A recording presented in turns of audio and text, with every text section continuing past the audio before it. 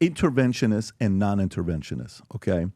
The argument for both sides, right? When you think about, hey, I'm a interventionist, I'm a non-interventionist, what is the benefit of either? Like if you were to say, this is why people become interventionists, this is why they make the argument of non-interventionists, what would you say it is?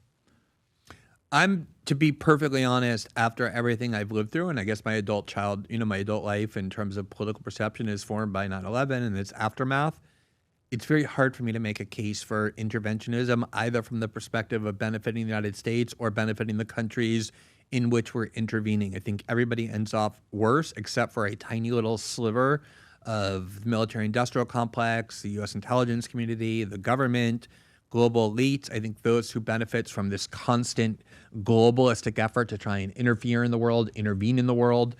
I could make a lot of arguments for why. I think Venezuela is a good case now where, this war is being sold on all the standard grounds. Oh, Maduro is uniquely evil and, he's going to pass WMD to the United States and kill us, but not WMD, but drugs. It's all the same rationale. And then, of course, we could go in and take out Maduro. It wouldn't be that hard if we want to fight a war. We did it in Panama. It would be harder than that, but we could still do it, of course, kill thousands of Venezuelans. And then at the end of the day, we're going to impose this puppet regime. We're going to be responsible for it. We're going to fund it. We're going to fund all the overflow of instability and civil war and migration problems that are going to happen all throughout the region, including probably for the United States. And so, you can say, oh, look, we got rid of Saddam and we're so happy because he was a bad guy, which he is, but look at all the harm it did for the United States. Oh, we got rid of Maduro. No one thinks he's a good guy, but all the problems that it's going to get going to. And, at the end of the day, I think the main reason why Trump won, and one of the things that I think Zoran Mandani did that was so good that I knew early on he was going to be a very effective candidate before people knew, is after Trump won, he went out into the street. He went into the neighborhoods where there was the biggest swing toward Trump in New York. New York had mostly every community swung toward Trump as opposed to prior elections. And these were working class, multiracial neighborhoods. And all he did was go and interview people on camera and say, well, who did you vote for? Trump. Why? And they would say, I'm really, our communities are falling apart and I'm sick of how much money we're sending to Ukraine, into Israel, into all these wars. Also, immigration was a big deal. Why are these people coming to the country illegally, getting more than our neighborhood? And he shaped his campaign around that. And that, I think, was the biggest appeal of Donald Trump was, our elite class cares about everything except you and your family and your community. We spend money on all these other globalistic ventures, on all these wars, on all these other countries that have nothing to do with your lives. We should instead put America first. We should put Americans first. His speech in the inaugural address was about the forgotten man. Who is that? Those are the, working class people in Pennsylvania and Ohio and Wisconsin where everything has been deindustrialized and the cities that are falling apart. And so this interventionism, is a nice word for war, is, I think, one of the things that is most destroying the United States and our future security and our welfare. I just went to Malaysia last month, where Trump is now, or was a couple days ago. Not a particularly a country that's not particularly known for its great prosperity. You can find prosperity in a lot of other countries. It's a Muslim majority country. You go there to Kuala Lumpur or wherever, and you look at the infrastructure, the airports, the road, everything is better than most American cities. Why is that? Why is a country like Malaysia capable of having, cleaner cities, better organized cities? It's a democracy. I mean, not a perfect democracy, but it's a democracy. It's not it's not Saudi Arabia. And the reason is because we use our resources for everything except what's happening inside of our country and our communities and our people. And I think that's the message, above all else, that resonated for people with Trump. And I want that message to be fully embraced finally, and I think stopping unnecessary intervention is a key way to do that. Okay, so let me ask you. So you'll hear a lot of times people say, so you're saying you're a non-interventionist yourself?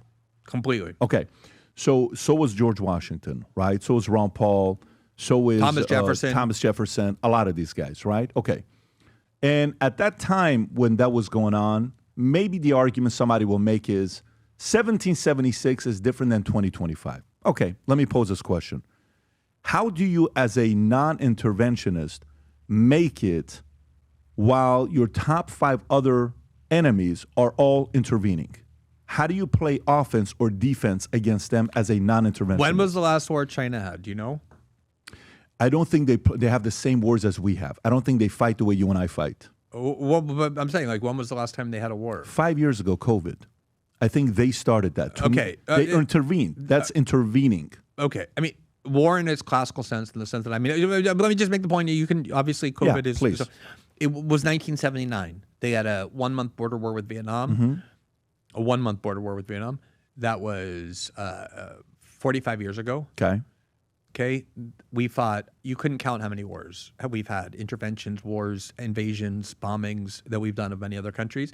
And you look at China, I don't mean politically, right? We talked about Saudi Arabia, Qatar, Emiratis in a favorable sense, even though they're as repressive as anybody, including China. You look at China, their cities are magnificent. They're shocking in terms of their innovation. They're building bridges, their engineering feats, and they release videos saying this is what happens when you don't spend $2 billion trying to occupy Afghanistan only to leave and have the Taliban march back in. I'm not saying China. It's not a defense of China. I know China. I understand China's aggression, but they don't fight wars. They don't occupy countries. They don't do regime change in other countries. They're not overthrowing other countries. You know, Brazil, where I live, is now China is the biggest trading partner with Brazil, replacing the United States. The only thing China cares about, if you're in Brazil and you say Taiwan is an independent country or Hong Kong should be free, they get angry and will retaliate. Anything else you do, they don't give the slightest shit about what Brazil does. The internal governance, they don't care what kind of government it has. It's not their business. How do you know that? Because I see China and how what it functions. I see what they get angry about and what they don't. We fully know why they do. You think they buy land all around the world for no reason? You think they're not trying to intervene and protect themselves long term? Yes, they are. They're trying to protect themselves. Exactly. And nobody, or basically nobody, is opposed to American wars or intervention designed to protect ourselves. If there's some country that's going to attack us, that's threatening to attack us, nobody's against going to war with that country. That's a war of self-defense. Everybody is in favor of that. Or a country attacks you or is about to attack you, you go to war. That's not what's happening with these countries that we're involved in wars with. Hamas isn't attacking the United States. Russia is not attacking the United States.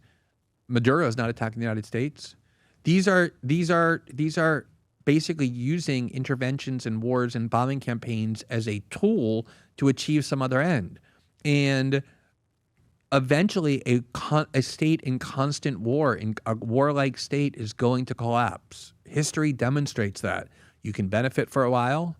There's obviously benefits. I agree there as well. I'm not like, for example, I'm not for 780 military bases or whatever the numbers we have right now. I don't know what the number is right now, Rob, if you want to pull it up. I'm not for all of that. But I think to be 100% non-interventionist, while other countries are, the only way I would agree with 100% interventionist, Glenn, is 750 now. The only way I would agree with interventionist is if we produce everything, we don't buy from anyone, we don't sell to anyone, and it's 100% internally, and nobody relies on us, and we don't rely on anybody. But that's like, you say to people, why do we care about how Taiwan is governed? Like, why do we care about the extent of we need the chips from them. Okay, right. Like, so desperately, we need the chips. Precisely. Yeah. Which is a good reason why Taiwan is geostrategically important to us. Right. You're going to tell me we don't have the United States of America with Silicon Valley, with our manufacturing capabilities. We don't have the ability to produce chips ourselves. We just haven't made it a priority. Trump started. He started with the 50-50 deal. He tried to negotiate with Taiwan, and they said no. There's some Biden. He said, if you don't, then we're going to build all here. Exactly. So let's assume, though, that we are able to do that, which of course we should do. Why do we rely on Taiwan for processing chips? It makes no sense. Why do we have a supply chain that goes through China? Why can't we have that for ourselves? But let's assume we are no longer dependent on Taiwan for these chips. We have American factories, American workers producing American chips, as we should with our ingenuity and technological know-how and our resources. Once that happens, should we go to war with China over Taiwan? No, I don't think you can have an ally without having an enemy. I don't think you can have an enemy without having an ally. I think it's impossible. I think whenever you have allies, you have enemies, because somebody's not happy with that person, and now that you create an alliance with that person, the other person's an enemy of yours. So you have to have a you automatically put yourself in a position to intervene. Which is where you get back to Washington Jefferson, who warned against things like enduring alliances. Have no animosity toward other countries, enduring animosities, but also no enduring alliances. That we take care of our own country, we trade with other countries, we have good relationships with other countries, but we don't have these enduring alliances where their enemies become our own. But it's, listen, it's in too deep, buddy. Glenn, we are so in too deep that for us to want to now be non-interventionist, it is so too late to do it because of what our history is and what we've done. You would need to be an non-interventionist for 100 years. Wait till everybody else dies off to forget that we used to intervene in everything, and then we're true interventionists. To become an interventionist is like, it's such a, you know what it's like? It's like, Miss Venezuela, what is your dream? I want to see world peace. Oh my God. Miss South Carolina, what would you like? That one was fully confused. I don't even know if she knows what she said herself, Miss South Carolina 20 years ago. But world peace, good luck. It's not that, but it's not like our entire history has been one of interventionism. It was essentially, obviously, World War II was a war that everybody in the United States, for the most part, not everybody, but agreed was a just war. But then after that, that's when the security state got created. That's when Eisenhower warned of the emerging military-industrial complex. Yeah. And then from there, it grew with Vietnam. From there, it grew with the Cold War and the Reagan years. And then after 9/11, it grew even further. This is not an inevitability in the American experience. I'm not saying we're going to, have this Miss Venezuela, I want world peace. That's not real. That's not human relations. But there are a lot of countries that are doing extremely well that don't have 750 military bases around the world, that don't debate every year which of the 4 countries now should we bomb this year. It is not something that can't be changed. No, Trump ran on a platform of radically transforming our country in that way. But it is truly probably the toughest thing to accomplish, to do that. But also, I think the most important, because as long as we continue to be this country... You know why it's the toughest to accomplish? You know why it's the toughest to accomplish? So, if you ever notice when you ask people where you're from, they say El Salvador. And, like the other day, we're at this restaurant, and my wife, and where are you from? I'm El Salvador. Oh, wow, okay, cool. She says, yeah, I know. Most people, when they think about El Salvador, they think about gangs and all this stuff, MS-13. I bought my first car by my own money from a MS-13 leader, Mara Salvatrucha from San Bernardino Valley in L.A. But, hey, what's your last name? Gambino. Go ahead. Try to clean up that last name of yours. What do you guys do? I'm a pastor. Yeah, we'd like to bring up our next, today he's going to teach us out of Corinthians.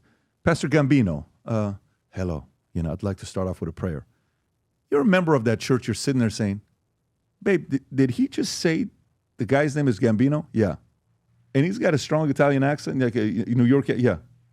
Babe, let me Google this guy, babe. How does this guy, you're going to go, we are so in too deep now. It's a little defeatist, though. I mean, I didn't say defeatist. I don't mean by defeatist. What I'm saying to you is I think we can work on de-hassling and getting out of the way of a lot of things that's going on. I think we have our hands in way too many things in everyone's business. I think it's like a friend that's trying to solve every one of his friends' marriages. Dude, relax. But if one of the cousins, she's getting beat up by her husband, and she's got black eyes every other week, you see? You don't think that's why we intervene, though? You don't think you don't believe we intervene to go help the poor and oppressed peoples of the world be liberated, do you? No, I mean, I've had the guy, Perkins, on a couple times. He wrote the book called Economic Hitman, right? John Perkins. I don't know if you read his book. No. Yeah, he wrote a book called Economic Confessions of an Economic Hitman. You know what he used to do? He used to go to countries. You actually would like talking to this guy. He used to go to countries, and he would sit down, and he would say, hey, we're going to come here.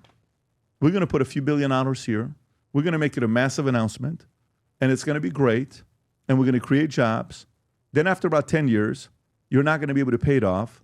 We're going to get some minerals from you or whatever resources we need from you, and you're going to say nothing, and we're going to do that. And if you don't, we're going to kill you.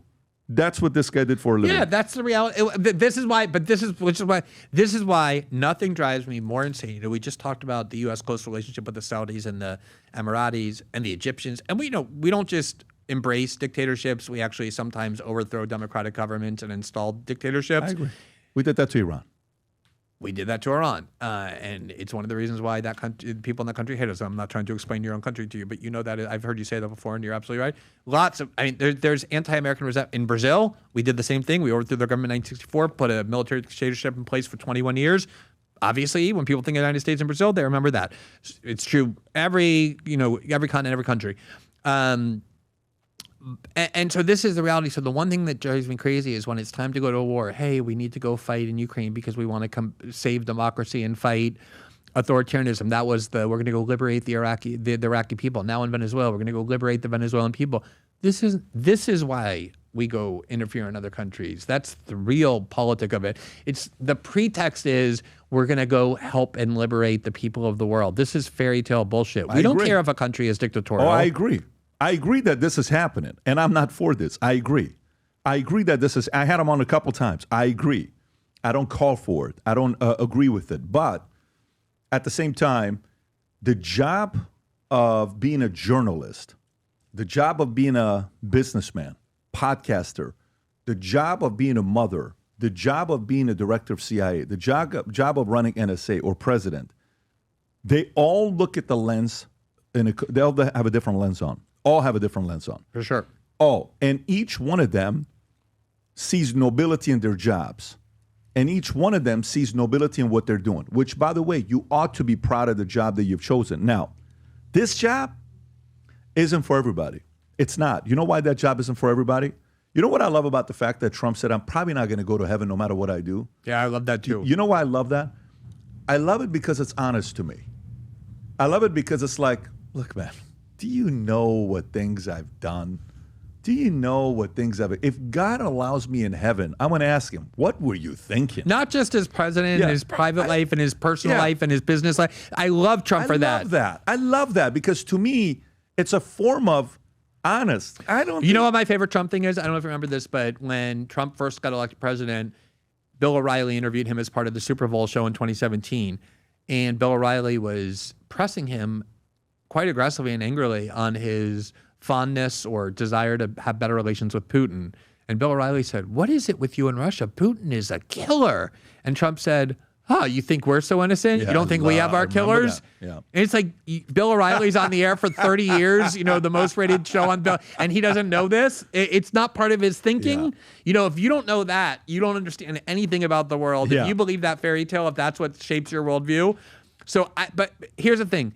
If that were helping Americans, if that were redounding to the benefit of the American people, I think you could have a debate about it. The problem is it's redounding to the benefit basically of everybody except the American people. You look at the lives of the American people, you look at their economic security. You can't say that, bro. You just look at the reality of life in the United States. Yeah. The working class is disappearing, the middle class is disappearing. You can't have a family without both parents working. This is horrible. Glenn, let's do this. By the way, quick shout out to Rob. He found that clip, so if you want to play it, I love this we can clip. come back to this. Putin. I do respect him. Do you? But Why? Well, I respect a lot of people, but that doesn't mean I'm going to get along with him. He's a leader of his country. I say it's better to get along with Russia than not. And if Russia helps us in the fight against ISIS, which is a major fight, and Islamic terrorism all over the world, right? Major fight, that's a good thing. Will I get along with him? I have no idea. It's very He's a possible killer, I though. won't. Putin's a killer. A lot of killers. We got a lot of killers. Why, you think our country's so innocent? You think our country's so innocent? I don't know of any government leaders that are killers. You can pause it right there. After 2 years of working on this, we have finally pulled it off. And let me tell you what it is. Every time we do the Vol Conference, if you've attended, you know this. I stand up and I speak for probably 45 hours is what I do at the Vol Conference. And I love it. I love being around the guys. I love it. But I wear the Ferragamo shoes when I do this. Or I wear some kind of dress shoes. Eventually, for the last 25 years, I've always been on stage walking around. I'm like, you know what? I'm sick and tired of it. I want a shoe that I'm comfortable wearing. And here's what I love. I don't like shoes that are so heavy. That's a dumbbell. You can use it as a weapon. I don't want that. Like the Xenia, you carry it. I have so many of them, but they're so heavy. Like you can literally curl the Xenia dump, the shoes, and you'll get a pump within 30 reps. And I wanted the combination of the Hoka, the On Cloud, the Super Foam, because there's a big thing going on right now with the Super Foam where the bottom of the shoe, you wear it. You know which ones I'm talking about, the On Cloud or the Hokas, right? They're so comfortable. And I said, what if we take luxury and then combine it with the super comfort? What would that look like? And let's build it in Italy. So what do? We went to Italy. We designed the shoe in Florida. We made the shoe in Italy in five of the factories. We went back and forth, God knows how many times. And by the way, the shoes we're about to launch and introduce to you right now, where you're going to see the video for the first time, I've been wearing those shoes for the last 22 days straight. I'm wearing them right now. I literally wear it with suits. I wore it yesterday when we went to lunch. I wear it every single day. It's the most comfortable shoes I have, yet it's authentic Italian leather. Rob, if you don't mind playing the video, go for it. Here's the video of the latest shoe, the FLBs. When we set out to create a shoe that blends comfort, function, and luxury, we had the choice to make it fast. We had the choice to make it cheap. We chose neither. Instead, we chose Tuscany, Italy. We chose true Italian craftsmanship, each pair touched by 50 skilled hands. We chose patience, spending 2 years perfecting every detail, and we chose the finest quality at every step. Introducing the Future Looks Bright collection.